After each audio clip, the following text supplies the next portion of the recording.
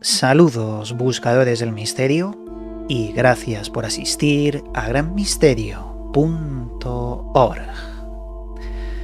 Hoy vamos a tratar un caso realmente interesante relacionado con la aparición de un ovni en un bosque llamado Rendlesham, en Gran Bretaña. Un caso que es famoso porque lo consideran el Roswell británico, pero esta vez, aparte de contaros todo el caso, os voy a hablar de algo que es un poco más desconocido sobre esto, ya que parece ser que la reina Isabel II estuvo en contacto con todo este tema y le llegó varias informaciones directas que muy poca gente sabe. Además, esto acaba de ser un hecho confirmado por varios sitios, lo que nos dibuja un panorama de secretismo sobre algo muy extraño que ocurrió en esos bosques sobre el fenómeno ovni. Este caso, ya os digo, es uno de los más importantes de la ufología, es rico en detalles, como por ejemplo, una de las personas que tocaron ese objeto empezó a recibir una serie de código binario en el cerebro, como visiones, que luego, años después, dejó plasmado en un papel y le llevaba unas coordenadas. Es, como os digo, una historia fascinante, os la voy a contar y luego veremos esas conexiones extrañas con Isabel II. El caso ufológico de Rendlesham Forest ocurrió entre los días 26 y 28 de diciembre de 1980. Como os digo, ocurrió en un bosque cercano a las localidades de Suffolk, en Inglaterra, sobre todo muy cerca a dos bases militares de allí de Suffolk. Como os digo, es considerado uno de los avistamientos ovni más importantes de toda la historia ufológica y, como antes comentaba, se ha relacionado directamente con el Roswell de Gran Bretaña. El caso es que durante estos días, estos del 26 al 28, varios militares de la Fuerza Aérea que se encontraban en la base de operaciones RAF Woodbridge informaron haber visto una serie de luces extrañas en el cielo, además de un objeto volador desconocido que se aproximaba a la copa de los árboles de aquel bosque, es decir, que volaba muy bajo. Entonces, la madrugada del 26 de diciembre, una patrulla de seguridad cercana a la puerta de la base militar, a la puerta este concretamente, empieza a ver una serie de luces en el cielo que bajan a los árboles, como aquellos días estaban viendo, pero esta vez eran muchísimo las luces, eran muy intensas. Por lo tanto, la patrulla dice a ver si ha ocurrido un accidente aéreo, porque esto no es normal. Y por lo tanto deciden internarse en el bosque a investigar esas luces. Entre los militares que fueron al bosque, teníamos a una persona, un sargento llamado Jim Penniston. Acordaos de este hombre porque es muy importante en esta historia.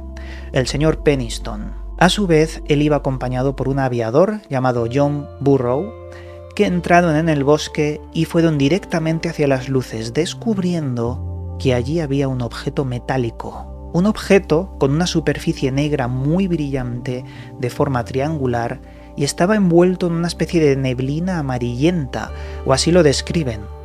Además, tenía una serie de luces rojas y azules que parpadeaban. Claro, la imagen es fantasmagórica.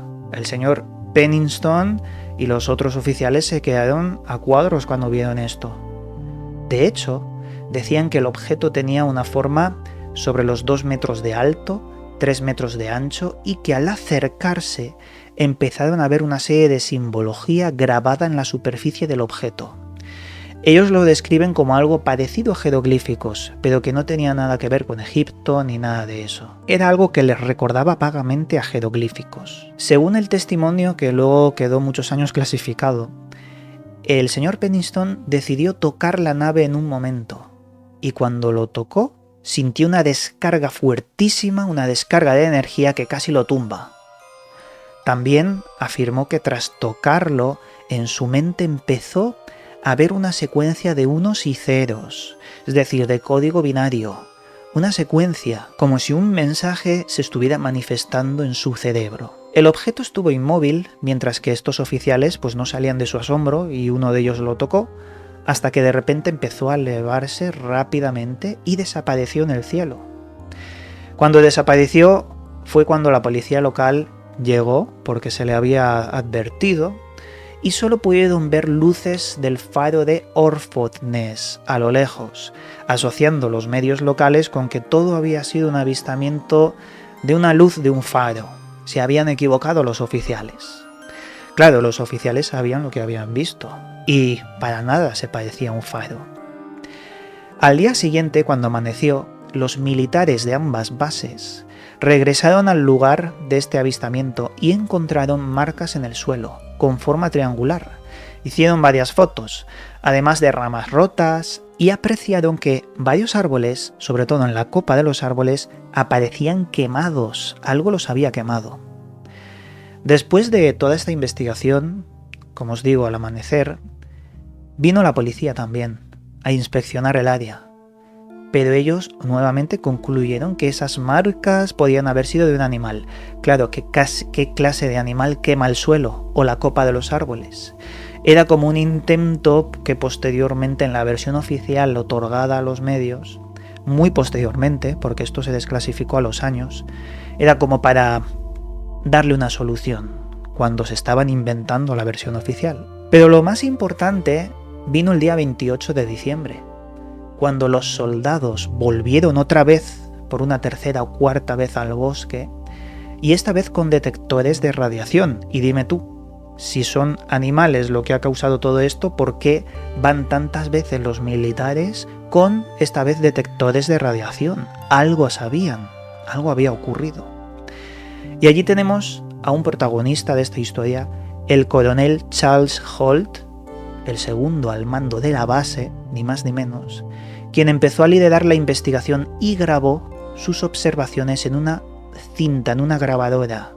Y esas grabaciones son públicas. En estas grabaciones habla un poco de todo lo que había encontrado y además de cómo aparecieron unas luces extrañas que se movían por el cielo mientras estaban investigando.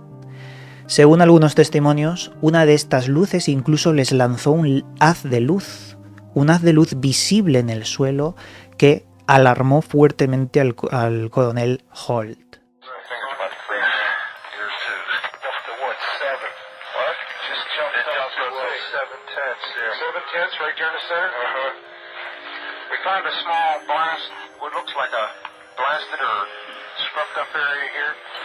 Get very positive readings. Let's see, is that here the center? Yes, it is. This is what we would assume would be the dead center. Just pick it up more as you go along closer in here now. Up to 7/10. Scene. We're about 150 or 200 yards from the site. Everything else is just deathly calm. There's no doubt about it. There's some type of strange flashing red light ahead. Muchos años después, el señor Pennington, del que os hablaba al principio, este hombre que tocó el objeto y empezó a ver una serie de números binarios, años después se descubrió que este hombre había anotado en una libreta la secuencia de números, porque no podía olvidarlos. Cuando iba a dormir le aparecían esos números y decidió anotarlo todo, de forma ordenada.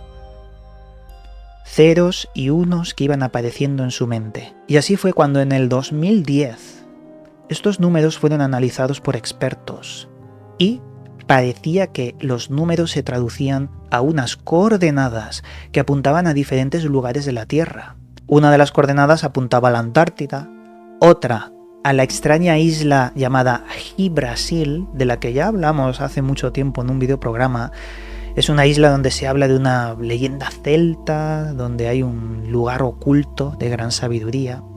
Pero eso es otra historia. El caso es que la investigación llevaba a, esos lugares en la Tierra tan extraños. ¿Cómo puede ser esto? ¿Se lo ha inventado todo Pennington o hay algo más? Con los años se conoció de que esta historia era muy seria. No eran invenciones. Sobre todo porque se hizo un memorándum por parte del coronel Holt, que fue muy importante, escrito el 13 de enero de 1981 y enviado al Ministerio de Defensa británico. En este memorándum, en este informe, el señor Holt relata todo lo sucedido y menciona que tras publicar las declaraciones de testigos, incluyendo soldados que habían visto estas luces, había también escuchado ruidos extraños en el bosque, gritos inusuales, ruidos que no parecían de animales, pero tampoco de seres humanos. Y por este motivo, porque el coronel Holt quería que se descubriera la verdad, varios años después, en el 84, decide filtrar su propia grabación, conocida como la cinta Holt de Rendlesham. Él filtra la grabación porque si no, de otra forma, acababa clasificada como todo lo demás y las grabaciones rara vez se desclasifican después de 50 años. Es algo raro, por lo que decidió publicarlo directamente, 3 años después del incidente. En la cinta, aparece pues varias partes de la conversación que tuvo en tiempo real mientras aparecían las luces, conversación que tenía sobre sí mismo y también con otros soldados que estaban allí. A día de hoy este incidente de Rendlesham Forest es un misterio absoluto y el propio gobierno ha puesto como una especie de señal que dice que es el camino de los ovnis cuando pasas por el lugar del suceso. Y esta es una de las estrategias que toman todos los gobiernos para encubrir fenómenos extraños. Lo vuelven un show o lo vuelven pues algo como una anécdota, ¿no? Al colocar la señal es una historieta o da la impresión de que es una historieta para que la gente lo interprete como un cuento. Es una de las estrategias que toman muchos gobiernos para encubrir estas cosas, o hacerlo muy evidente o ridiculizarlo de esta forma. Y ahora bien, ahora llegamos al punto del programa con la conexión que os comentaba con la reina Isabel II, porque ha salido recientemente un nuevo documental llamado The King of UFOs, donde el autor, el ufólogo Mark Christopher Lee, decide investigar a la familia real británica con todo lo relacionado sobre los ovnis y descubre un vínculo muy fuerte con Rendlesham Forest. Y esto es así porque 3 años después del incidente Rendlesham, la primera ministra Margaret Thatcher, la que era por aquel entonces, informa a la reina en el 83 de que había un titular extraño en los medios de comunicación llamado UFO lands in Suffolk. El ovni aterriza en Suffolk.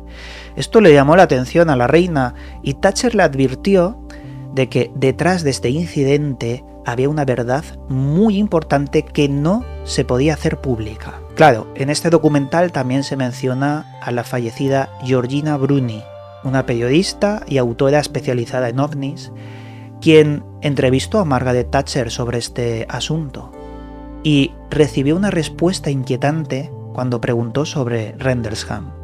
Dijo Thatcher: no se lo puedes contar a la gente. Por ese motivo esta periodista llegó a pensar que lo sucedido en Rendlesham Forest era tan increíble y extraño que jamás llegaría al público. Y de hecho se empezó a especular a raíz de lo que hizo esta periodista sobre que los militares que fueron allí interactuaron con algo que no era extraterrestre, sino algo que provenía de un futuro lejano o incluso de otra dimensión, haciendo que este caso se volviese mucho más complejo. El caso es que todo esto podría quedar en información que proviene de la investigación de este documental, pero se confirma porque desde otro lado hay un testimonio muy fuerte que os voy a contar.